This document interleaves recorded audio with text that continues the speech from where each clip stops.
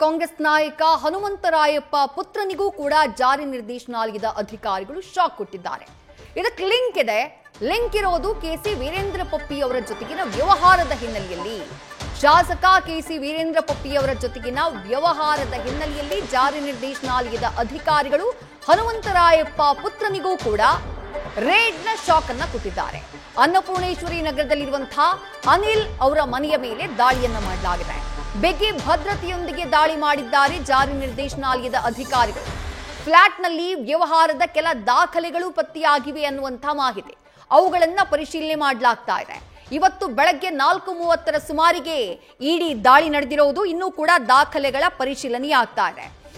ಕಾಂಗ್ರೆಸ್ ಶಾಸಕ ಕೆಸಿ ವೀರೇಂದ್ರ ಪಪ್ಪಿ ಜೊತೆ business partner ಆಗಿದ್ದಾರಂತೆ ಕಾಂಗ್ರೆಸ್ನ ಮುಖಂಡರಾಗಿರುವಂತಹ ಹನುಮಂತರಾಯಪ್ಪ ಅವರ ಮಗ. ಪಪ್ಪಿ ಜೊತೆ ವ್ಯವಹಾರ ಸಂಬಂಧವನ್ನ ಹೊಂದಿರುವಂತಹ ಹಿನ್ನೆಲೆಯಲ್ಲಿ ಜಾರಿ ನಿರ್ದೇಶನಾಲಯದ ಅಧಿಕಾರಿಗಳು ಅವರ ನಿವಾಸದ ಮೇಲೂ ಕೂಡ ರೇಡ್ ಅನ್ನ ಮಾಡಿದ್ದಾರೆ. ಇಲ್ಲೂ ಕೂಡ ಪರಿಶೀಲನೆಯನ್ನ ಮಾಡ್ತಿದ್ದಾರೆ. ಶಾಸಕ ವೀರೇಂದ್ರ ಪಪ್ಪಿ ಮೇಲೆ ನಡೆದಿರುವಂತಹ ದಾಳಿಯ ಮುಂದುವರೆದ ಭಾಗವಾಗಿ ಅವ್ರ ಜೊತೆ ಯಾರ್ಯಾರು ವ್ಯವಹಾರದ ಕನೆಕ್ಷನ್ ಅನ್ನ ಇಟ್ಕೊಂಡಿದ್ರು ಅವರ ನಿವಾಸಗಳ ಮೇಲೂ ಕೂಡ ಜಾರಿ ನಿರ್ದೇಶನಾಲಯದ ಅಧಿಕಾರಿಗಳು ರೇಡ್ ಮಾಡಿರೋದು. ಬೆಳಗ್ಗೆ 4:15 ಸುಮಾರಿಗೆ ಈ ರೇಡ್ ನಡೆದಿದೆ. 2 ಇನೋವಾ ಕಾರ್ನಲ್ಲಿ ಜಾರಿ ನಿರ್ದೇಶನಾಲಯದ ಅಧಿಕಾರಿಗಳು ಆಗಮಿಸಿದ್ರು. ಕೇಂದ್ರದ ಭದ್ರತಾ ಪಡೆಯಿಂದ ಭದ್ರತೆಯನ್ನ ಕೂಡ ಪಡ್ಕೊಂಡಿದ್ದಾರೆ ಜಾರಿ ನಿರ್ದೇಶನಾಲಯದ ಅಧಿಕಾರಿಗಳು. ಹನುಮಂತರಾಯಪ್ಪ ಪುತ್ರ ಜೊತೆಗೆ ಕಾಂಗ್ರೆಸ್ನ ಚಿತ್ರದುರ್ಗದ ಶಾಸಕ ಕೆಸಿ ವೀರೇಂದ್ರ ಪಪ್ಪಿ ವ್ಯವಹಾರವನ್ನ ಹೊಂದಿರುವಂತಹ ಹಿನ್ನೆಲೆಯಲ್ಲಿ ಈ ರೇಡ್ ಅನ್ನ ಮಾಡಲಾಗಿದೆ ಅನ್ನುವಂತ ಮಾಹಿತಿ ಇದೆ. ಅನ್ನಪೂರ್ಣೇಶ್ವರಿ ನಗರದ ಕೆಂಗುಂಟೆ ಸರ್ಕಲ್ ಬಳಿ ಇರುವಂತಹ ನಿವಾಸದ ಮೇಲೆ ರೇಡ್ ಅನ್ನ ಮಾಡಿದ್ದಾರೆ ಅಧಿಕಾರಿಗಳು. ಇನ್ನೂ ಕೂಡ ದಾಖಲೆಗಳನ್ನ ಪರಿಶೀಲನೆ ಮಾಡುವಂತಹ ಕೆಲಸದಲ್ಲಿ ನಿರತರಾಗಿದ್ದಾರೆ.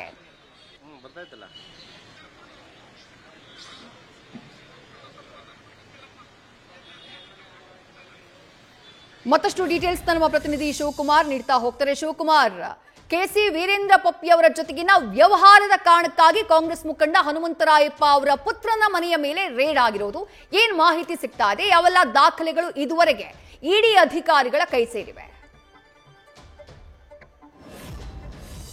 ವಿಜಯಶ್ರೀ, ಬೆಳಗ್ಗೆ 4:30 ಸುಮಾರಿಗೆ 2 ಇನೋವಾ ಕಾರ್ಗಳಲ್ಲಿ ಬಂದಂತ ಇಡಿ ಅಧಿಕಾರಿಗಳು ಏಕಕಾಲಕ್ಕೆ ಬೆಂಗಳೂರಿನ ಅನ್ನಪೂರ್ಣೇಶ್ವರಿ ನಗರ ಪೊಲೀಸ್ ಠಾಣಾ ವ್ಯಾಪ್ತಿಯಲ್ಲಿ ಬರುವಂತಹ ಕೆಂಗುಂಟೆ ಸರ್ಕಲ್ನ ಹನುಮಂತರಾಯಪ್ಪ ಅವರ ಒಡೆತನದ ಮೇಲಿನ ಮನೆ ಮೇಲೆ ದಾಳಿಯನ್ನ ಮಾಡಿರುವಂತದ್ದು. ಸತತ 8 ಗಂಟೆಗಳಿಂದಲೂ ಕೂಡ ಇಡಿ ಅಧಿಕಾರಿಗಳು ದಾಳಿಯನ್ನ ಮುಂದುವರಿಸಿರುವಂತದ್ದು. ಪ್ರಮುಖವಾಗಿ ಹನುಮಂತರಾಯಪ್ಪ ಅವರು ಜೊತೆಗೆ ಅವರ ಪುತ್ರ ಅನಿಲ್ ಅವರನ್ನ ಹೆಚ್ಚಿನ ವಿಚಾರಣೆಗೆ ಇಡಿ ಅಧಿಕಾರಿಗಳು ಒಳಪಡಿಸಿರೋ ಜೊತೆಗೆ ಅವರ ಮನೆಯಲ್ಲಿ ಸಿಕ್ಕಂತ ಕೆಲವೊಂದಷ್ಟು ದಾಖಲೆಗಳಿಗೆ ಸಂಬಂಧಪಟ್ಟಂತೆ ಅವರಿಂದ ಹೇಳಿಕೆಯನ್ನು ದಾಖಲು ಮಾಡ್ಕೊಳ್ತಿರೋ ಮಾಹಿತಿ ಸದ್ಯಕ್ಕೆ ಬರ್ತಿರುವಂತದ್ದು.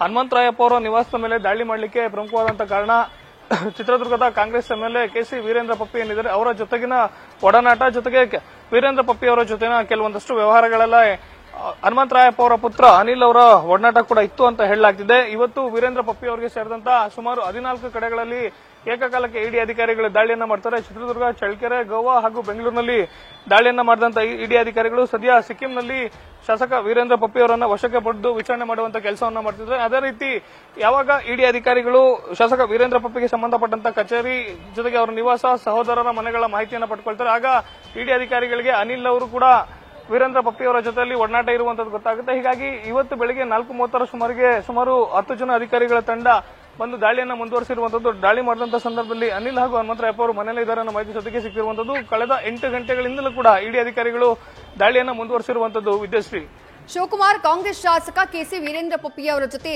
ಹನುಮಂತರಾಯಪ್ಪ ಅವರ ಪುತ್ರ ಯಾವ ರೀತಿಯಾದಂತಹ ಒಂದು ಬಿಸಿನೆಸ್ ವ್ಯವಹಾರವನ್ನ ಹೊಂದಿದ್ರು, ಪಾರ್ಟ್ನರ್ ಆಗಿದ್ರು ಅನ್ನುವಂತ ಮಾಹಿತಿ ಇದೆ. ಯಾವ ರೀತಿಯಾದಂತಹ ವ್ಯವಹಾರ ಇತ್ತು, ಏನ್ ಮಾಹಿತಿ ಸಿಗ್ತಾ ಇದೆ ಈ ಬಗ್ಗೆ?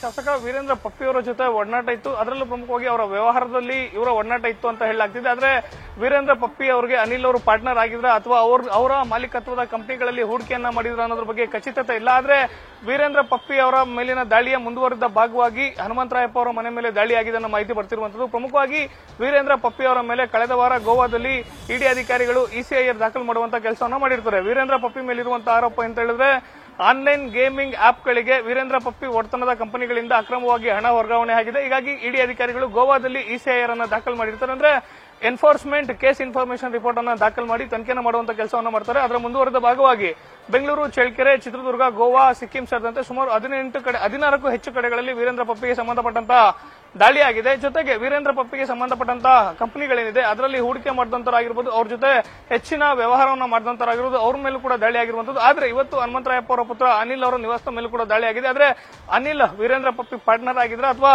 ಅವರ ಮಾಲೀಕತ್ವದ ಕಂಪನಿಗಳಲ್ಲಿ ಹೂಡಿಕೆ ಮಾಡಿದ್ರು ಅನ್ನೋದು ಇಡಿ ಅಧಿಕಾರಿಗಳ ತನಿಖೆಯಿಂದ ಅಷ್ಟೇ ಗೊತ್ತಾಗಬೇಕಾಗುತ್ತೆ. ವಿದೇಶಿ ಥ್ಯಾಂಕ್ ಯು ಶಿವಕುಮಾರ್ ತಮ್ಮೆಲ್ಲ ಡೀಟೇಲ್ಸ್ಗೆ.